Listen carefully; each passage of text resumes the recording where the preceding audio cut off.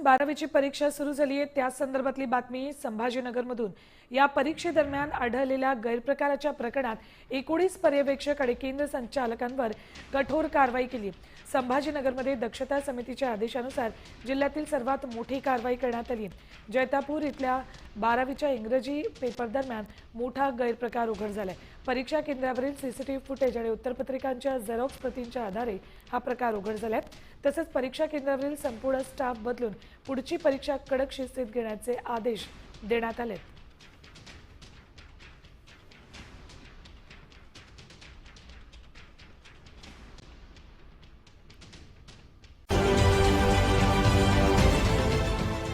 देश विदेशातील प्रत्येक घडामोडींचे लाईव्ह अपडेट मिळवण्यासाठी आता साम टीव्हीच्या सर्व सोशल मीडिया प्लॅटफॉर्मला लाईक, फॉलो आणि सबस्क्राईब करा। तसंच सर्व नोटिफिकेशनसाठी बेल आयकॉन प्रेस करायला विसरू नका।